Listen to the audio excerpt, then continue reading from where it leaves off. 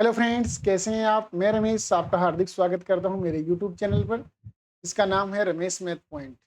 आज हम चलने वाले हैं अपने ज्योमेट्री के चौथे लेक्चरर में, जिसके अंदर हम बात करेंगे ट्राइएंगल्स की, यानी त्रिभुज।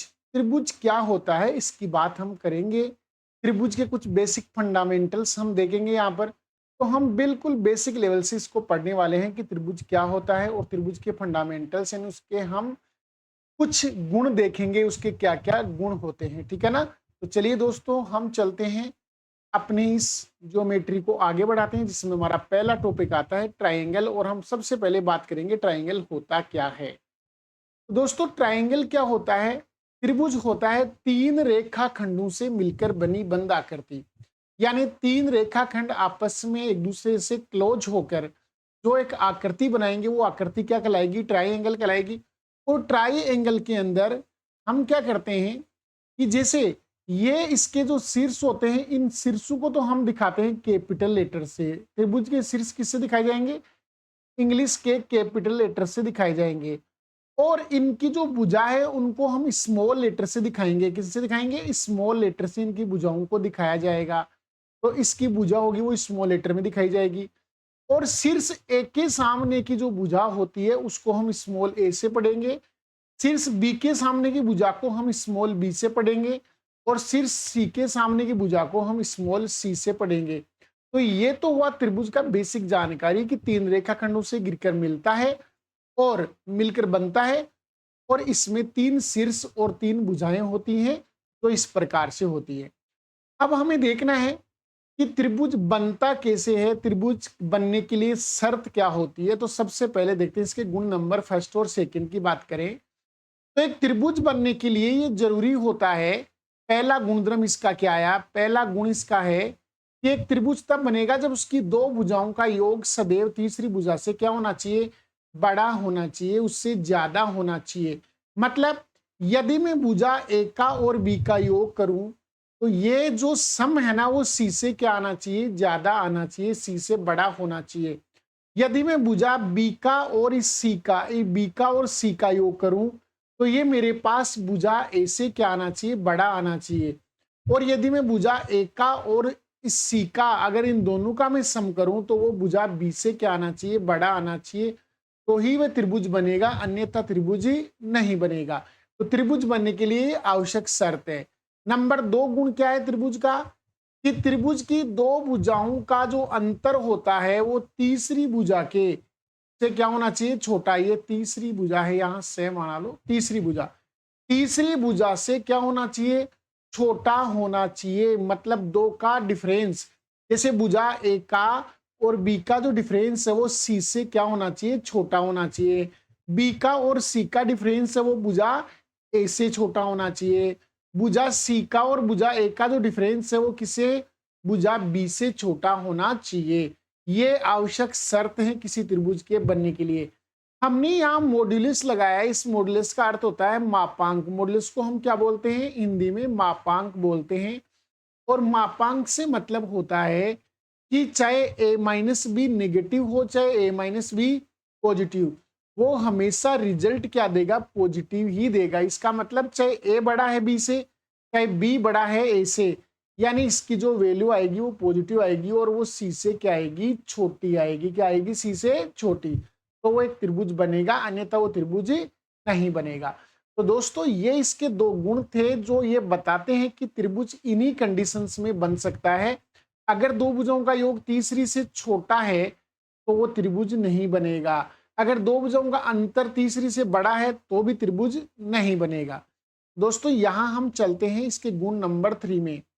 तीसरा गुण ये कहता है कि किसी त्रिभुज के बाह्य कोण का मान तो सम्मुख आंतरिक कोणों के योग के बराबर होता है। कि किसी भी एंगल के अंदर, अगर मैं यहां से बात करूं कि इसमें, अगर ये बात करें इसमें कि यहाँ एंगल 1 है, एंगल 2 है, एंगल 3 है और ये एंगल 4 है।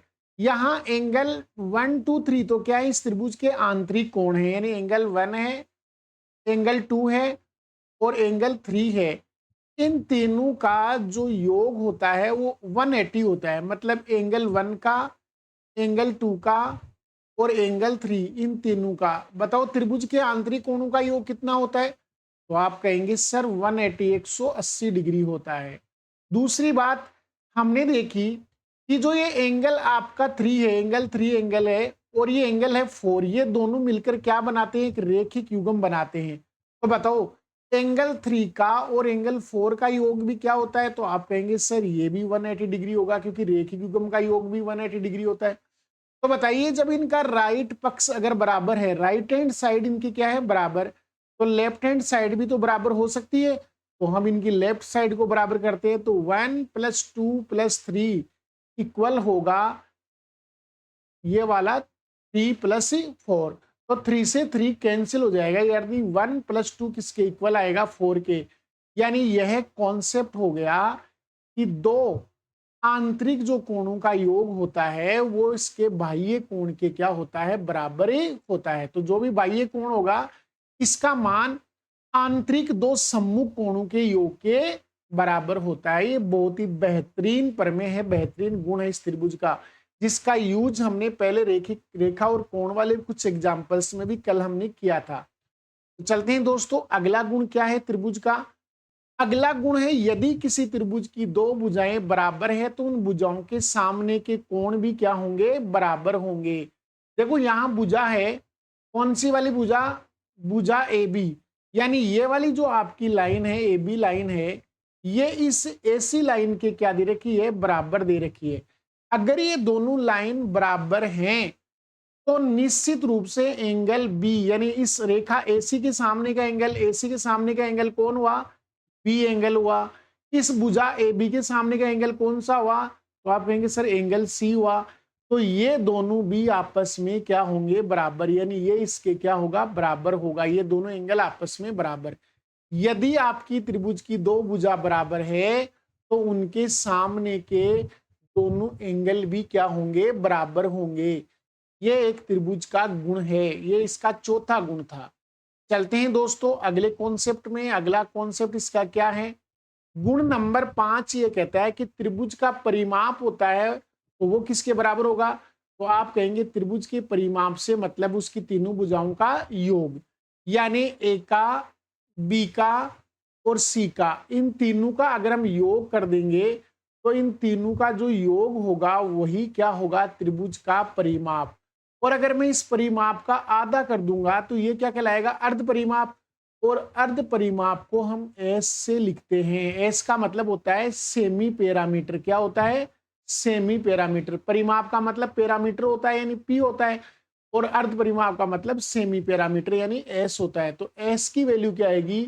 ए plus B plus C by 2 आएगी। अब हमें इसके क्षेत्रफल देखने हैं, तो इसका क्षेत्रफल की बात करें तो अगला गुण देखें कि त्रिभुज का क्षेत्रफल क्या होगा। तो त्रिभुज के क्षेत्रफल में हम बात करेंगे कि त्रिभुज का क्षेत्रफल क्या होता है। तो सबसे पहले हम बात करें हीरो के सूत्र से। हीरोन का जो सूत्र होता है वो होता है √s - a, √s - b और √ में s - c का मल्टीपल आ रहा है, मतलब √s - a, s - b और s - c का मल्टीपल होगा। जहां s क्या है? जहां हमें s का मालूम है कि s तो है इसका सेमी पैरामीटर, मतलब a + b + c बाई 2 के बराबर है। और इसका ABC क्या है? तो ये ABC है ना, उस त्रिभुज की ट्रायंगल की क्या है? भुजाएं हैं। अगर त्रिभुज समकोण है तो उसका क्षेत्रफल क्या होगा? 1/2 आधार इंटू ऊंचाई। यानी कि अगर आपका इस प्रकार से कोई ट्रायंगल है तो इसका ये तो हो गया बेस, और यहां से जो लंबवत दूरी होगी वो इसकी क्या कहलाएगी? ऊंचाई कहलाएगी। तो 1/2 आधार इंटू ऊंचाई इसका क्षेत्रफल हो जाएगा, त्रिभुज का क्षेत्रफल। तो हम दोनों से इसके क्षेत्रफल निकाल सकते हैं। अब इस नंबर 2 वाले से एक कॉन्सेप्ट निकल के आता है हमारी ज्योमेट्री में कि एक फॉर्मूला और होता है क्षेत्रफल का, जहां से भी हम इसका क्षेत्रफल निकाल सकते हैं। तो वो आता है हमारे पास, इसको हम थोड़ा सा समझते हैं। ये वाला है कि यदि एक त्रिभुज की हमें क्या दे रखी है? दो भुजाएं दे रखी है और उन दोनों भुजाओं के बीच का एंगल हमें दे रखा है कितना? थीटा। ये वाला हमें थीटा दे रखा है। और इसके दोनों आसन भुजा इसकी दे रखी है हमें एक्स और वाई। तो इसका जो क्षेत्रफल होगा वो होगा 1/2 x into y sine theta. इसका क्षेत्रफल क्या होगा, x into y sine theta, और बटे में क्या रहेगा, 2 रहेगा। अब ये कैसे होता है, तो देखो हम दोस्तों यहां से इसको ऐसे पता कर सकते हैं कि जैसे मान लो मैंने इस वाले को ऐसे लिख दिया कि जैसे ये वाला मैंने एंगल ले लिया, यहां से मैं इस एंगल की चर्चा करता हूं कि मैंने इस वाले को ऐसे, मैं जैसे मान लो यहां से लंब डाल दूं, यहां से किससे भी एक लंब डाल देता हूं, जिसे मैं एक त्रिभुज से समझता हूं। एक ऐसा त्रिभुज है, इसमें मेरे को ये वाली भुजा दे रखी है, मान लो x, ये वाली भुजा मेरे को दे रखी है y, ये वाली मेरे को कितनी दे रखी है, y दे रखी है, और मेरे को मान लो ये वाली भुजा कितनी दे रखी है, z दे रखी है। सबसे पहले मैं इस वाली भुजा से, मान लो इस वाले शीर्ष से इस सामने वाली भुजा पर एक लंब डाल देता हूं, ये आपका 90 डिग्री इसके ऊपर लंब हो गया, तो ये इसकी हो गई हाइट। अब ये वाला एंगल मैंने मान लिया है कि ये एंगल है इसका थीटा, ये एंगल कितना है, थीटा है। तो बताइए हमारे पास एक प्रमेय, यहां से मैं कह सकता हूं अगर ये थीटा है तो ये लंब होगा ना, और ये कर्ण होगा, तो बताओ साइन थीटा की वैल्यू क्या होगी। तो आप कहेंगे सर साइन थीटा बराबर होता है लंब बटे आधार, लंब बटे क्या होता है, कर्ण, सॉरी, तो एक्स एल बटा एक्स होगा, एच बटा क्या होगा, एच बटा एक्स होगा। तो मैं एक्स को इधर मल्टीप्लाई कर दूं, तो या इसको एच अपॉन एक्स रहने दूं, कोई दिक्कत नहीं, तो मैं इसको लिख दूं एक्स साइन थीटा। ये किसकी वैल्यू आएगी, तो आप कहेंगे सर ये एच की वैल्यू आ जाएगी। अब एच की वैल्यू ये आ गई, तो हम जानते हैं इसका, इस ट्राइंगल का जो क्षेत्रफल होगा वो क्या होगा, 1/2 आधार इंटू ऊंचाई। तो बताओ इसका आधार कितना है, तो आप कहेंगे सर इसका आधार जेड है, तो जेड को अगर हम गुणा करेंगे एक्स साइन थीटा, एच की वैल्यू कितनी आ गई, एक्स साइन थीटा। तो बताओ यहां से एक फॉर्मूला बनाना, जो फॉर्मूला आपको ये बताता है कि ट्राइंगल का क्षेत्रफल क्या होता है अगर उनके बीच का एंगल दे रखा हो, तो आप उन दोनों भुजाओं का मल्टीपल करके उसका साइन थीटा से मल्टीपल कर दो, और बटे किसका भाग लगा दो, 2 का, तो ट्राइंगल का क्षेत्रफल आएगा। देखो ये थीटा क्या है, एक्स भुजा और जेड भुजा के बीच का एंगल है, अर्थात x इंटू जेड आया, x इंटू क्या आया, जेड, और बीच का साइन थीटा ले लिया और 1/2 लगा दिया, तो इसका क्या आएगा, क्षेत्रफल। तो सेम ऐसा ही ये वाला डायग्राम है, यहाँ x और y के बीच में एंगल थीटा है, तो हम एक्स वाई का मल्टीपल लेंगे, साथ में साइन थीटा लेंगे और 1/2 लेंगे, तो ये इसका एरिया हो जाएगा। यानी एक ट्राइंगल की अगर दो भुजा और उनके बीच का एंगल दे रखा है, तो भी हम एरिया निकाल सकते हैं, 1/2 उन दोनों भुजाओं का मल्टीपल इंटू साइन थीटा के बराबर उनका क्या होता है, एरिया होता है। तो चलिए दोस्तों हम चलते हैं आगे और इस त्रिभुज में बात करते हैं त्रिभुज का ज्या नियम, मतलब इसके साइन नियम की हम बात करेंगे। तो वो यहीं से देखा जाएगा, जो अभी मैं आपको बता रहा था इसी की तरीके से हम इसको सिद्ध करते हैं। यहां से जैसे दोस्तों मैं एक बार एक ट्राइंगल बनाता हूं,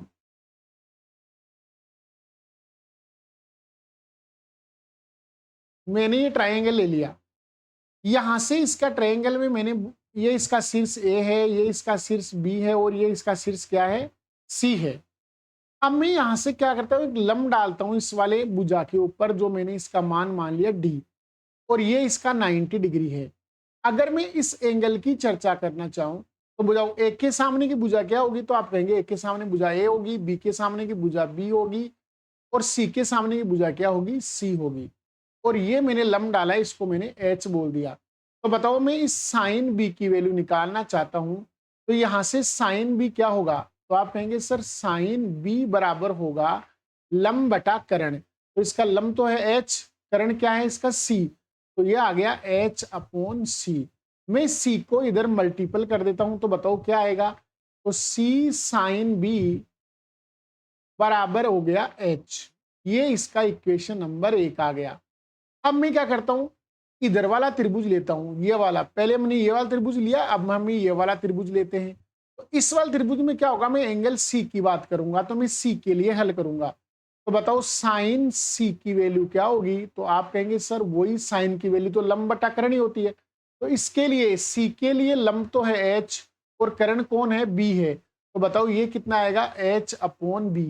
मैं इस बी को इधर मल्टीपल कर दूं, तो बताओ बी साइन सी बराबर क्या आएगा, तो आप कहेंगे सर बी साइन सी बराबर आएगा एच। तो बताओ ये इक्वेशन नंबर 2 आ गई। क्या इक्वेशन नंबर 2 का और इक्वेशन नंबर 1 का राइट हैंड साइड बराबर है, तो आप कहेंगे बिल्कुल सर दोनों बराबर हैं। तो क्या लेफ्ट हैंड साइड बराबर किया जा सकता है? तो कर दीजिए। 1 नंबर का लेफ्ट साइड है सी साइन बी और 2 नंबर का लेफ्ट साइड है B sign B, sorry sign C. अब मैं इस बी का उठाकर यहां भाग लगा दूं और इस स्मॉल सी का यहां से उठाकर यहां क्या लगा दूं, भाग। तो मेरे पास क्या बन के आया कि साइन बी अपॉन बी आया, जो इक्वल आया साइन सी अपॉन सी के बराबर, साइन सी अपॉन सी के बराबर। तो इसी प्रकार से अगर मैंने यहां से लंब खींचा होता और इसको एच मान लिया होता तो बताओ ए में और सी में संबंध भी आ जाता। इसी प्रकार मैंने अगर यहां से लंब खींच दिया होता तो ये कोण ए में और कोण बी में भी संबंध आता। तो इसी को दरमियान, इसी को ध्यान में रखते हुए ये रिजल्ट बना है कि साइन ए के साथ ए का अनुपात, साइन बी के साथ भुजा बी का रेशियो, साइन सी के साथ भुजा सी का रेशियो। देखो कोण साइन बी के साथ भुजा बी का रेशियो आ रहा है, साइन सी के साथ सी का रेशियो आ रहा है, तो उसी प्रकार साइन ए के साथ ए का रेशियो आएगा और ये क्या होंगे, तीनों इक्वल होंगे। और इसी को अगर आप ऐसे लिख दोगे तो भी कोई दिक्कत नहीं है, दोनों एक ही चीज है और इसे कहते हैं साइन का ज्या नियम। इसको क्या कहते हैं, साइन का ज्या नियम कहते हैं हम, इसका साइन का ज्या नियम है ये। अब चलते हैं दोस्तों अगला नियम जिसे हम बोलेंगे साइन का कोज्या नियम। कौन सा नियम, साइन का कोज्या नियम की बात करेंगे, यानी त्रिभुज का कोज्या नियम की बात हम यहां पर करेंगे। यानी इसमें कोस की बात होगी, कोस थीटा के बारे में चर्चा होगी। इस वाले एंगल के अंदर कोस थीटा का मान निकाला जाएगा। देखिए दोस्तों, कोस की वैल्यू निकालनी है, यानी हमें कोस के लिए वैकेंसी निकालनी है, कोस के लिए अपने को क्वेश्चंस को हल करना है। तो उसके लिए देखना, वही सेम डायग्राम बना रहा हूं मैं, उसी डायग्राम से हम इस चीज को हल कर सकते हैं। यहां से जैसे ये वाला मैंने एक डायग्राम लिया है, ये इसका शीर्ष ए है, ये इसका शीर्ष बी है और ये इसका शीर्ष क्या है, सी है। मैं यहां से एक लंब डालता हूं जो इसको पॉइंट इस डी पर आकर मिलेगा, ठीक है। और मैं इस वाली भुजा को मान लेता हूं एक्स, तो ये वाली भुजा होगी ए माइनस एक्स, ये वाली भुजा क्या होगी, ए माइनस एक्स। और ये बी के सामने की भुजा क्या होगी, बी, और सी के सामने की भुजा क्या होगी, सी। ए के सामने की भुजा ए थी, टोटल भुजा क्या होगी, ए। तो मैंने इसको अक्स माना है तो इसको क्या मानूंगा, ए माइनस अक्स के बराबर मानूंगा और ये इसका क्या रहेगा, एच रहेगा।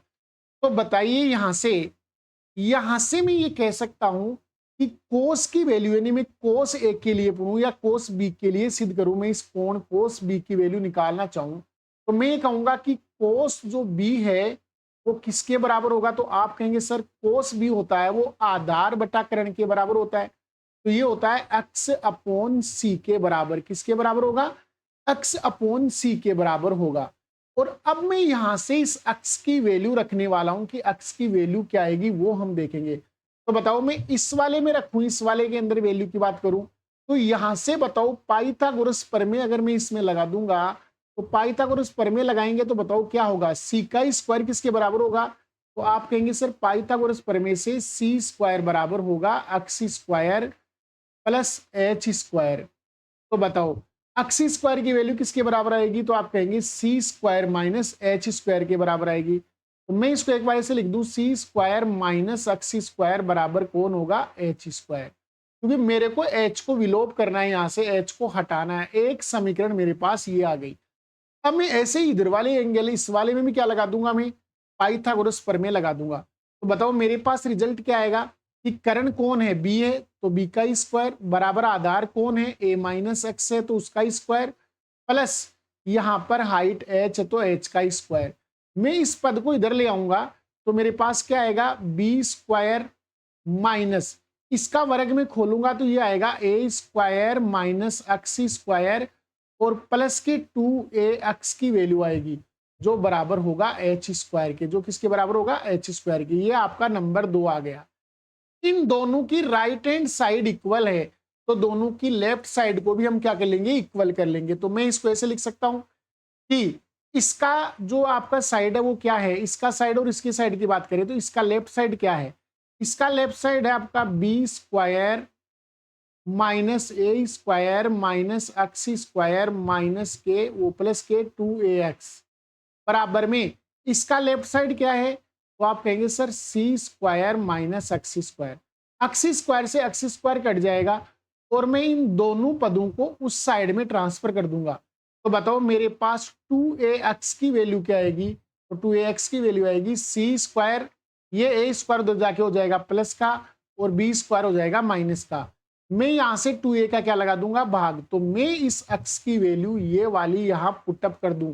अगर मैं x की वैल्यू यहां पुटअप कर दूं तो मेरे पास कोस बी की वैल्यू क्या आएगी? तो आप कहेंगे सर कोस बी बराबर आएगा x के स्थान पर C square A square minus B square upon नीचे आ रहा है 2a और पहले से कौन था? c, तो ये c लगा दिया।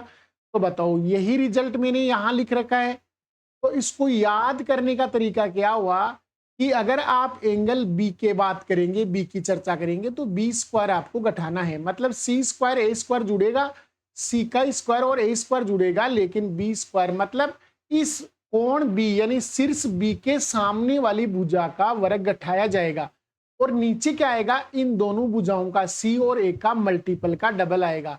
तो सेम इसी प्रकार से कोस ए किसके बराबर होगा? तो आप कहेंगे सर कोस ए, तो ए के सामने की भुजा ए होती है, तो उस ए का स्क्वायर घटाया जाएगा और नीचे आएगा बी और सी का डबल यानी 2bc आएगा।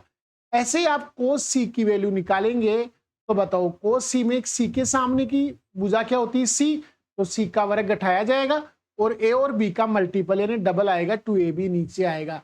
और इससे कहते हैं त्रिभुज का कोज्या नियम। इसको कौन सा नियम बोलते हैं? त्रिभुज का कोज्या नियम इसको हम बोलते हैं। तो दोस्तों ये था त्रिभुज का कोज्या नियम। एक था ज्या नियम जिसमें साइन के, और ज्या का मतलब क्या होता है? साइन। कोज्या का मतलब क्या होता है? कोसाइन, मतलब कोस के लिए देखा जाता है, और आपका जो ज्या नियम है वो किसके लिए? साइन के लिए देखा जाता है। अब हम बात करेंगे अगला गुण क्या है त्रिभुज का? 10वां गुण है आंतरिक कोण अर्धक नियम। कि यदि किसी त्रिभुज के एक कोण के यानी एक आंतरिक कोण, इसके अंतः कोण का अर्धक लिया जाए तो वह अर्धक क्या करता है? इनकी जो शेष दो भुजा है ना, उनको सेम उनके रेशियो में ही उसको सामने वाली भुजा को क्या करता है? विभाजित करता है। मतलब यहां से ये देखो, इसको अच्छे से समझो कि ये देखो मैंने इस कोण ए का अर्धक ले लिया है, कोण एडी भुजा यानी एडी रेखा। ये एडी जो लाइन है, ये एडी लाइन क्या है? इस कोण ए का क्या है? आंतरिक अर्धक। मतलब इसको दो बराबर भागों में बांट रहा है, एल्फा एल्फा। तो बताइए ये कहता है कि ये जो लाइन है ना, सामने वाली भुजा को यानी बीसी को किसको? बीसी भुजा को बीडी और सीडी दो भागों में तोड़ता है, और इन बीडी और सीडी का रेशियो वही होगा जो आपका इस भुजा एबी और इस एसी का रेशियो होगा। मतलब एबी और एसी का रेशियो और बीडी और सीडी का रेशियो क्या होता है? इक्वल होता है। मतलब इसे कहते हैं आंतरिक कोण का अर्धक नियम। कि किसी भी आंतरिक कोण का अर्धक अगर हम खींचेंगे तो वो सामने वाली भुजा को उसी अनुपात में तोड़ेगा जिस अनुपात में उस त्रिभुज की शेष दो भुजाएं हैं, उसी अनुपात में उसको क्या करेगा? खंडित करेगा। तो यहां से ये इसका अनुपात, और इसको सिद्ध करने के लिए कौन सा नियम लगाना पड़ता है? वही त्रिभुज का आप क्या लगा सकते हैं? ज्या नियम। आप एक बार इसमें लगा देंगे, एक बार इसमें निकालेंगे, दोनों की कंपेरिजन करेंगे तो वहां से आपके पास ये रिजल्ट आएगा कि त्रिभुज का आंतरिक कोण अर्धक नियम आ जाएगा कि AB और AC का जो रेशियो है, मतलब इस भुजा का और इस भुजा का जो रेशियो है वो इस भुजा के इस टुकड़े के और इस टुकड़े के रेशियो के क्या होगा? इक्वल होगा। इन्हीं दोनों के रेशियो में आएगा।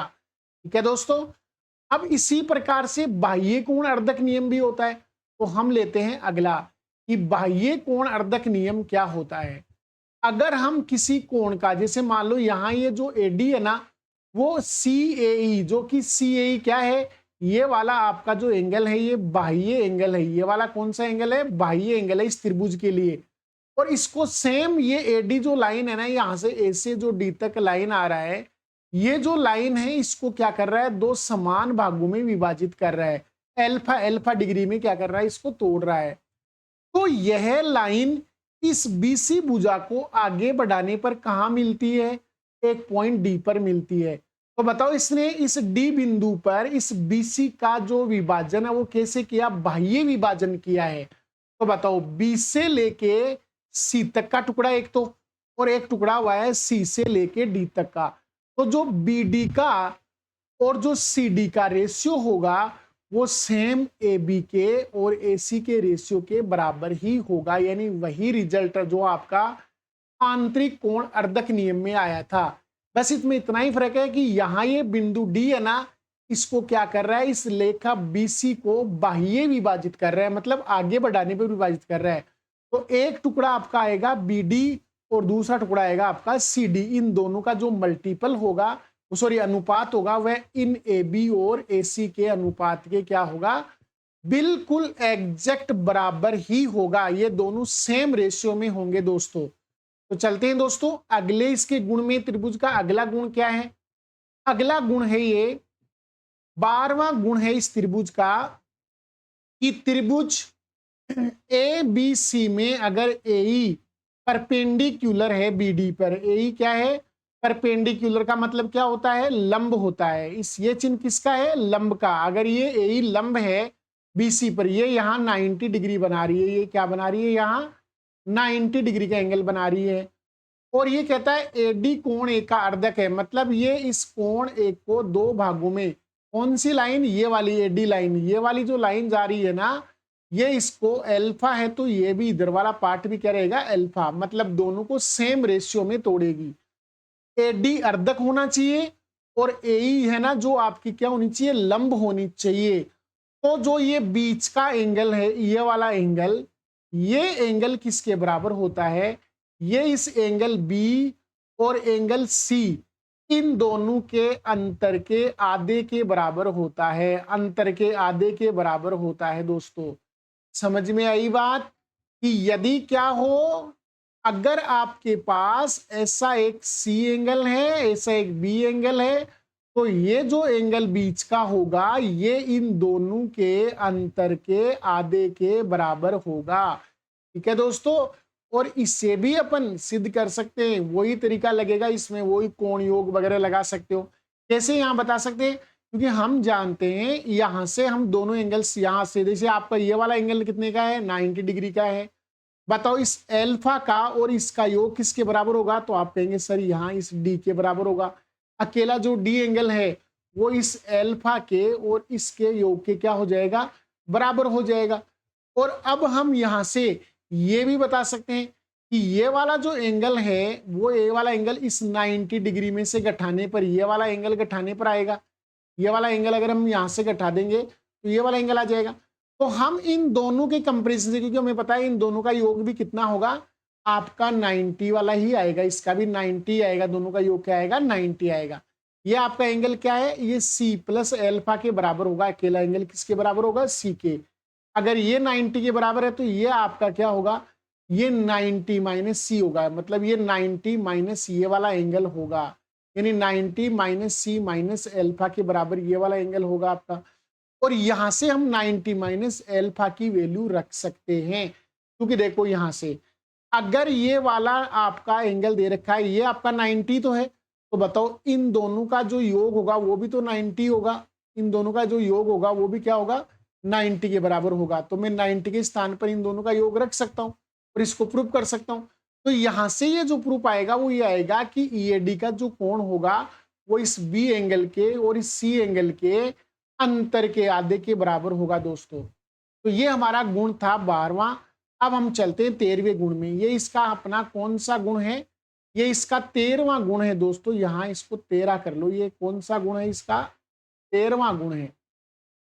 13वां गुण है कि यदि त्रिभुज एबीसी में आंतरिक कोण बी और बाह्य कोण सी के अर्धक आपस में पी बिंदु पर मिलेंगे, तो इस त्रिभुज का जो शीर्ष कोण है ये वाला, ये इस कोण ये वाला और ये वाला देख रहे हैं, तो ये अर्धक का जो अर्धक से जो त्रिभुज बना है उसका जो शीर्ष कोण पी है, ये वाला इस त्रिभुज एबीसी के शीर्ष कोण का क्या होता है, आधा होता है।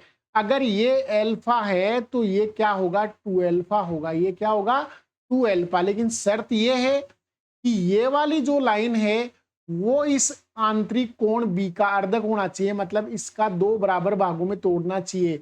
जैसे मान लो ये अक्स है तो ये भी क्या होना चाहिए, एंगल अक्स होना चाहिए। और ये बाह्य कोण सी है ना, इसका अर्धक ये वाली लाइन होनी चाहिए। मतलब जैसे मान लो ये वाला कोण आपका y है, तो ये वाला कोण भी क्या है आपका y है। तो निश्चित रूप से ये वाला एंगल P, ये इस ए का क्या होगा, आधा होगा। अगर ए आपका 2 अल्फा है तो बी आपका होगा अल्फा के बराबर होगा।